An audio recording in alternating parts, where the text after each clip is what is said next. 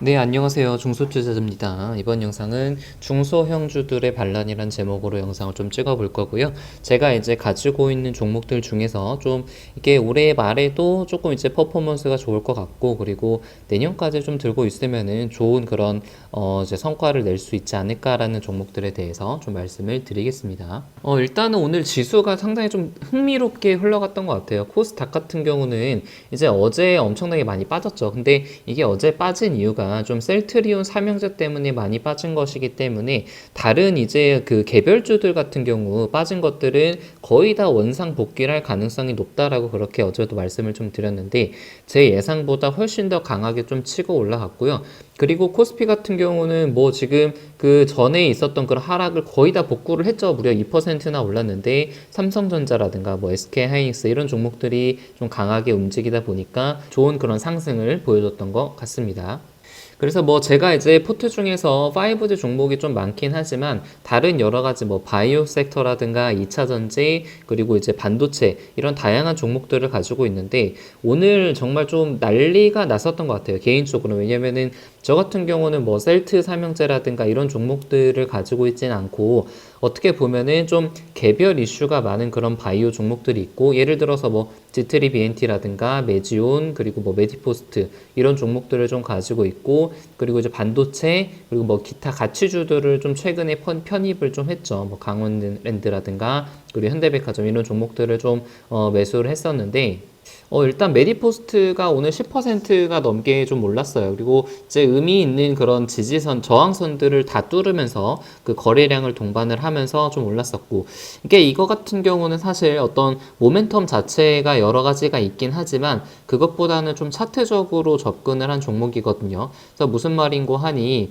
이게 지금 최근에 9월 달에 역사적인 그런 거래량을 동반을 하면서 그 양봉이 한번 나온 적이 있었어요. 그리고 나서 조정을 받고 올랐다가 조정을 받았는데 사실 뭐 아시는 분들은 아시겠지만 이런 양봉을 이제 매집봉이라고 하죠. 그러니까 매집봉의 특징 중에 하나가 이게 엄청난 거래량을 동반을 하면서 양봉이 나왔는데 그 이 양봉이 어떤 뭐 박스권을 뚫는다든지 이런 모습이 아니라 윗꼬리만 조금 달면서 내려오고 그리고 어떤 그 가격대를 이제 위협하지 않는 그 정도의 양봉이 나올 때가 매집봉이라고 표현을 하는데 이게 흥미롭게도 조정을 받았는데 그 매집봉을 깨지 않는 선에서 지지를 받고 반등을 했습니다. 그리고 두 번째 반등의 위치가 상당히 좀 인상적이었는데 이 반등의 위치가 그 지난 전 저점보다 높은 위치에서 만들어졌죠. 그래서 저는 이게 앞으로 상승하면은 좀 전고점을 넘을 수 있는 가능성이 조금 있겠다라고 생각을 했는데 이게 생각보다 그 시간이 좀 빨리 찾아왔습니다. 그래서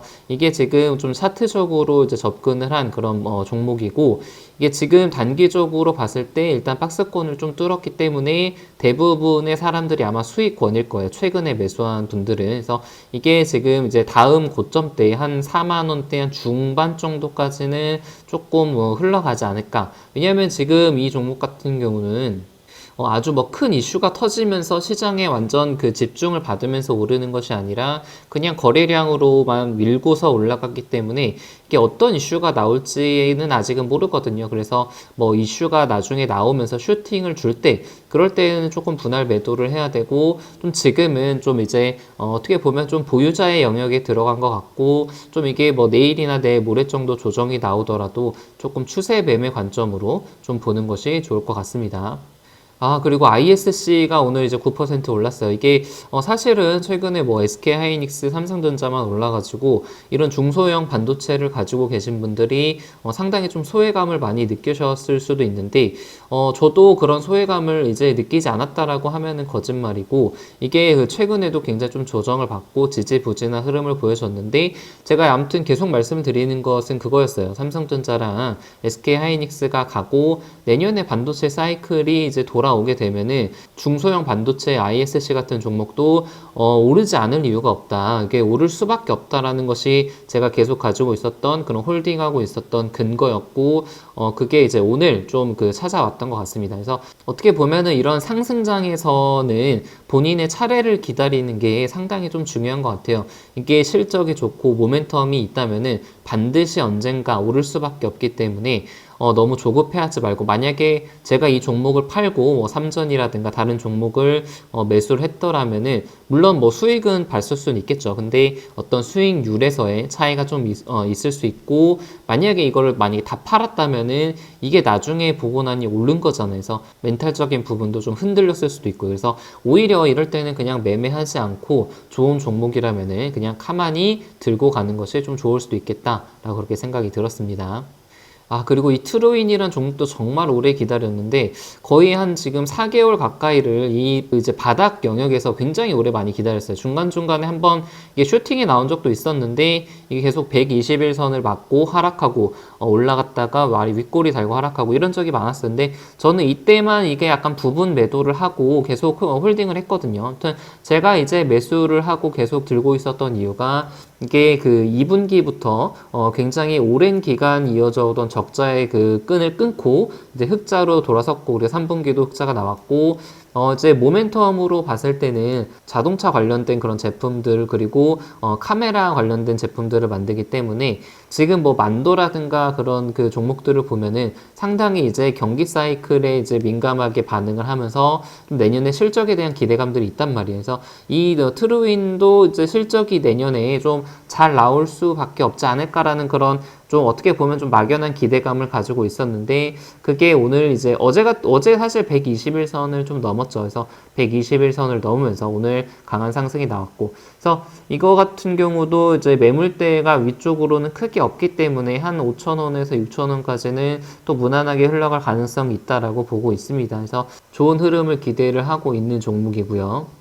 반대로 5G 섹터들은 이제 다른 종목들 대비해서는 조금 약했던 것 같아요. 오늘 시장이 전반적으로 반도체 그리고 뭐 대형주 이런 쪽으로만 많이 흘러가다 보니까 이제 상대적으로는 수급에 좀 공백이 생겼던 것 같은데, 그럼에도 불구하고 KMW는 플러스를 유지하고, 뭐 RF텍도 마찬가지죠. 그래서 이게 지금 아무튼 상승 추세를 계속 타고 있는 시점이고, 모멘텀이 지금 반영이 되고 있는 상황이기 때문에, 좀 잘하면은 올해 말 정도나 해서 좀 전고점을 돌파하는 시도를 좀 보이지 않을까라고 이 종목도 기대를 하고 있습니다.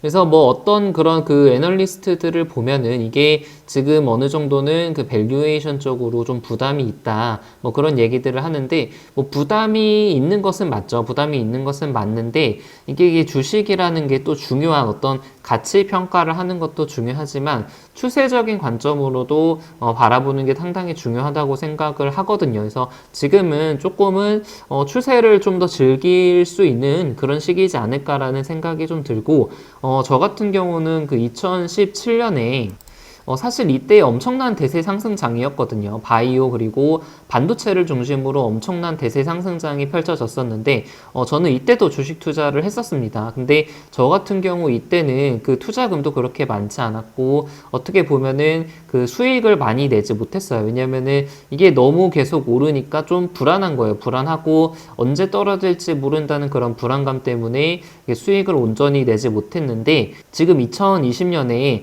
좀 2017년 말 같은 지금 대세 상승장이 펼쳐질 수도 있지 않을까라는 기대감을 좀 가지고 있거든요. 그래서 만약에 대세 상승장이라면은 지금은 조금 어느 정도 현금은 물론 당연히 보유를 하고 있어야겠지만, 무섭다고 다 현금화를 하거나 주식 비중을 뭐확 줄이거나 뭐 그렇게까지는 할 필요는 없다라는 그런 생각이 계속 듭니다. 네, 그래서 영상은 여기서 마치도록 하겠습니다. 이상입니다.